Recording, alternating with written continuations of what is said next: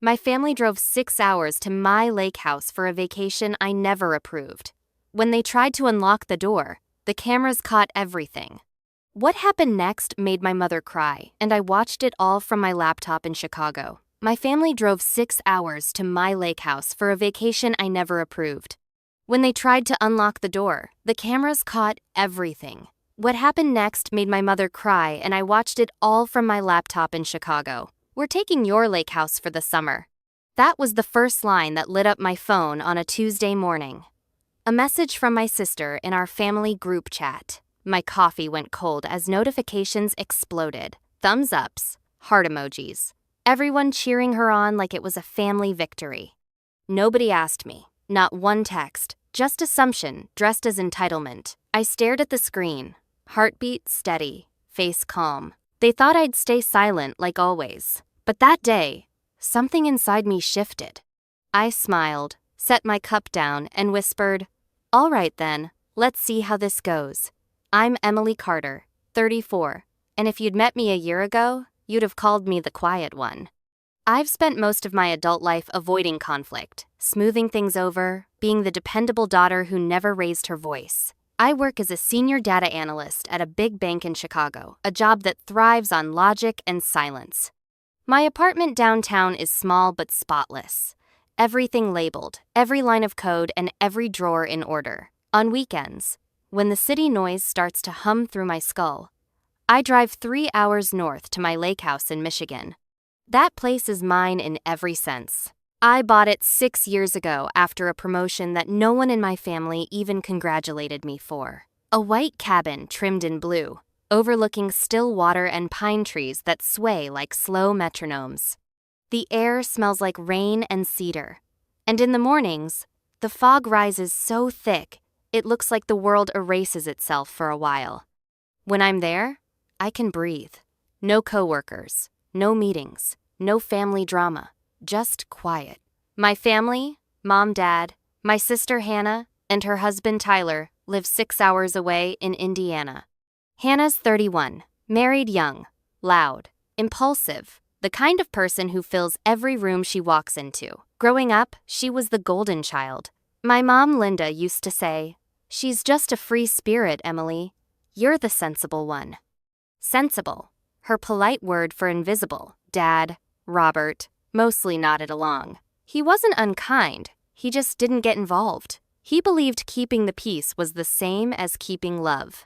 When we were kids, Hannah got the new bike while I fixed mine with duct tape. If she broke something, I got blamed for leaving it too close. By the time I turned 15, I stopped arguing. It was easier to be quiet, easier to disappear.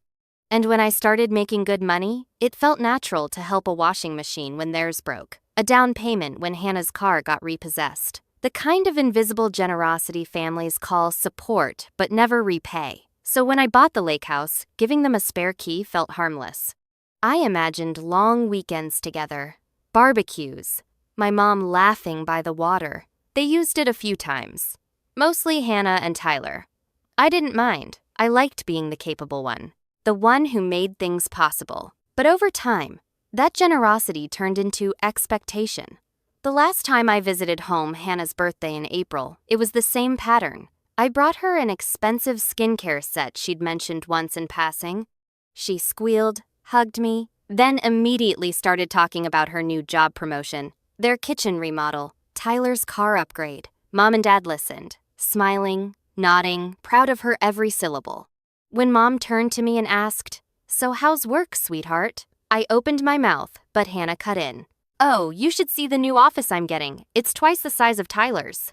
Everyone laughed. I stayed quiet, smiling like it didn't matter. But deep down, it burned. Not because of envy, but because of how natural it was for them to overlook me. That night, while clearing plates, Hannah asked casually, "So Em, what's the plan for your lake house this summer?" "Same as usual," I said.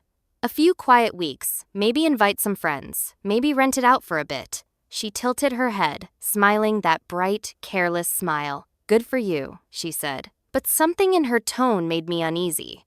My parents exchanged a quick look I didn't catch until later. The next morning, I drove back to Chicago. Windows down, cold air whipping through. I tried not to think about how empty I'd felt at that dinner table. But as the skyline appeared in the distance, the thought kept looping in my mind. Maybe this was all I'd ever be to them. The dependable one. The one they could take from without asking. 2 weeks later, the message came. That single line in the family group chat detonated everything. The message came on a Thursday morning while I was at my desk, halfway through a spreadsheet. "We're taking your lake house for the summer," Hannah wrote in our family group chat. Exclamation point, sunshine emoji. I froze, watching the screen light up like fireworks. Mom reacted first with a heart. Then, Dad with a thumbs up. Aunt Maggie, "Oh, how lovely." Uncle John, "Can't wait to fish again." Cousins chimed in with smiley faces and weekend plans. In less than 2 minutes, my entire family had scheduled their vacation at my house. No one asked if it was okay. No one even mentioned me. I typed, "Actually, I already have plans to stay there this June. Please check with me before making arrangements." The reply came fast. "Don't be selfish, Em. It's just family. Everyone ignore Emily's message. She'll come around." Then, the avalanche texts about how family means sharing, how I've changed, how I should relax. I stared at the flood of messages until the words blurred. I wasn't angry yet, just numb. They'd always assumed my silence meant agreement. Maybe it did, once. But that morning, something inside me went still. Ryan called during lunch. "You okay?" he asked. I told him everything. The group chat, the entitlement, the casual cruelty. He listened the way he always does, without interrupting. "So what are you going to do?" For once, I said, "I think I'm going to let them find out who I really am." That night, I scrolled through old messages. Years of small favors, quick transfers, gentle thank yous that never meant anything. Every, "Can you help us just this once?" Every, "You're the best, Em." I realized it had never been gratitude. It was ownership disguised as love. By midnight, I was pacing my apartment lights off, phone glowing in my hand. Their latest text blinked at the top. "You're being ridiculous." The words pulsed like heat behind my eyes. I thought about the lake house, its porch lights, the smell of pine, the quiet mornings I built for myself, and I pictured them trampling through it like it was theirs. I didn't sleep. Around 2 a.m., I opened my laptop and started searching. Home security installation near me. I wasn't planning revenge out of rage. It was clarity, cold, and calm. For the first time, I wasn't trying to keep the peace. I was drawing a line.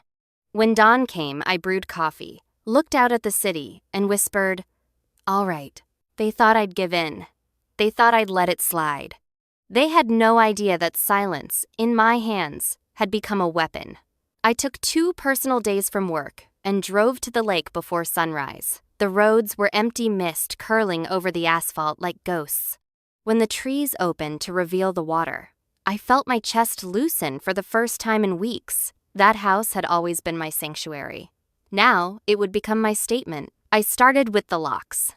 A locksmith named Carlos arrived before noon, cheerful and talkative until he saw my expression. "Family trouble?" he asked lightly. "You could say that," I said. He didn't ask again. By the time he left, every door and window had new keys. Mine alone. Next came the security system. 2 technicians from a local company installed motion cameras around the porch, driveway, and dock. I watched them move through the property like quiet soldiers, drilling, wiring, connecting. When they handed me the control app, I felt a strange surge. Power. Clean and steady. That night, I sat on the porch steps with a notebook and listed every transfer, every favor I'd ever done. Washing machine, car insurance, medical bills. Every line was proof of how I'd been trained to serve. At the bottom of the page, I wrote one sentence. It ends here. Before leaving, I walked through each room. The kitchen still smelled faintly of coffee and pine cleaner. In the living room, light spilled across the lake through wide glass doors. I imagined Hannah throwing open those doors like she owned them, my parents laughing, everyone congratulating themselves for another family getaway. The image burned, but not with pain. Clarity again, sharp and steady. I locked the door behind me and drove back to Chicago, the lake shrinking in the rearview mirror. That weekend, the group chat buzzed with new excitement. Playlists, grocery lists, sleeping arrangements. I said nothing. Sunday night, Ryan leaned against my kitchen counter, watching me scroll through the feed from the security cameras. "You're really doing this," he said. "I already did." He smiled slow and proud. "Then let them learn." I nodded, closing the laptop. Outside, the city hummed, oblivious. Inside, everything felt still. I didn't need to fight them anymore. I just needed to wait. By late May, the family group chat lit up again. Hannah wrote, "Tomorrow we're all heading to Emily's lake house. Who's bringing what?" Within minutes, the replies flooded in. Aunt Maggie bringing wine. Dad packing fishing gear. Mom promising her famous potato salad. The emojis danced like confetti. I sat at my kitchen table, laptop open, coffee cooling beside me, watching it unfold. My pulse didn't even spike. I'd already checked the camera feeds twice that morning. Systems green, sensors armed, locks sealed. I knew what was coming. Ryan glanced up from the couch. "You ready?" I smiled, small but sure. More than ever. The next morning dawned bright and ordinary. I worked from home, answered a few emails, then propped my laptop where I could see the security feed beside my screen. Around noon, movement flashed in the top left window. A silver SUV rolled up the gravel driveway, dust trailing behind it. Hannah and Tyler stepped out first, sunglasses on, beach bags slung over their shoulders. Behind them, my parents' sedan. Then a third car, Aunt Maggie and Uncle John. 4 vehicles total. Laughter spilling out as doors slammed. Voices calling across the yard. Hannah jogged up to the front door, jingling her keys like victory bells. "Got it!" she shouted. I leaned closer to the camera feed. She tried the lock. It didn't turn. She frowned. Tried again, twisting harder. Nothing. Tyler came over, tested his own key. Same result. I could almost hear the confusion through the screen, the quick, nervous chatter, the tone shifting from cheer to irritation. Then Hannah's voice, sharper now. Emily must have changed something. Dad appeared beside her, gray hair catching the sunlight. "Maybe she lost the old keys," he said, trying to smooth it over. But when he looked up and noticed the new camera above the door, his expression froze. I sipped my coffee. They all followed his gaze, Mom shielding her eyes, Aunt Maggie muttering something. Hannah stepped back, hands on her hips. Is she seriously filming us? A text buzzed on my phone. Mom calling. Then Hannah. Then Tyler. I let them ring. When the family group chat started lighting up again, I clicked it open. "Emily, this isn't funny. Let us in." "How could you do this to your own family?" "We drove 6 hours." "Aunt Maggie, you're being ridiculous." I typed slowly, every word deliberate. "If you break that door, the alarm will go off. The police will come. You'll all be arrested for trespassing." I hit send. On screen, they all paused, pulling out their phones in near unison. I watched the message appear in their chat bubbles, the realization spreading across their faces like a slow infection. Confusion, shock, then fear. Hannah dropped her phone first, bending to grab it with trembling hands.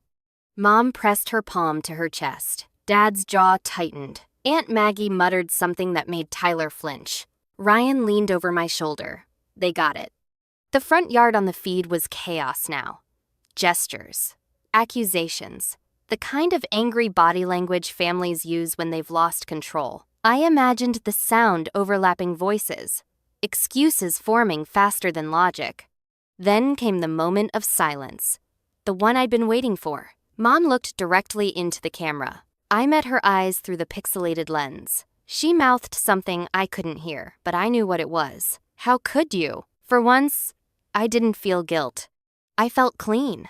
After 15 minutes of arguing among themselves, they started retreating. Bags dropped in frustration.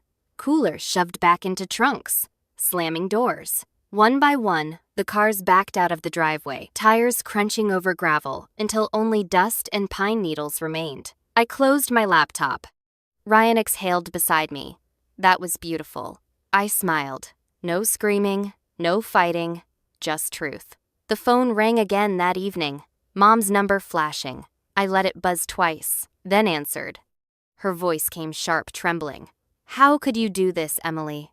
To your own family? I warned you, I said. My tone was calm, measured. It's my property. You don't get to claim it because you feel entitled to it. You're being cruel. No, I said. I'm being clear. And from now on, you can handle your own bills too. I'm done funding this family's comfort. There was silence. Then a shaky, you don't mean that. I do. Every word. I hung up. That night, I opened my banking app and canceled the recurring transfers. My parents' allowance, Hannah's car insurance, Aunt Maggie's medical payments. One by one, gone. Each cancellation felt like unclipping a chain. The next few days were a storm of calls and texts. At first, rage. You're ruining this family. Then guilt. We just wanted to spend time together. Then apologies. Maybe we overstepped. I didn't respond. I didn't need to. Instead, I drove to the lake house the following week. The air smelled clean, untouched. Inside, everything was exactly how I'd left it. Quiet, orderly, mine. I opened the porch doors and let the breeze roll through. The water shimmered under late spring light. For 2 weeks, I lived the way I'd always wanted to. Mornings on the dock with coffee, afternoons reading, evenings watching the sunset bleed into the trees. No calls, no guilt. Every sound felt amplified, the rustle of pines, the low hum of the fridge, my own breathing. Peace had texture, and I could finally feel it. One night, while watching the footage from that day again, I paused the video on Hannah's face, frozen between disbelief and recognition. The moment she realized she'd lost control. I didn't smile or gloat. I just sat there, remembering the years that led to that expression. The dismissive laughs. The endless, you'll come around. This was the first time I didn't come around. Ryan visited that weekend. He stood beside me on the porch, hands in his pockets, eyes on the lake. You think they'll ever understand? Maybe, I said. But it doesn't matter if they do. He nodded, quiet. You look different. I feel different. We watched the sunset until the light disappeared. The air cooled, and for the first time in my life, the silence didn't feel heavy. Its summer slipped by quietly. My family didn't visit again. The calls slowed, then stopped altogether. I deleted the group chat one evening, without ceremony, just a swipe of silence. At first, it felt strange not to check for messages.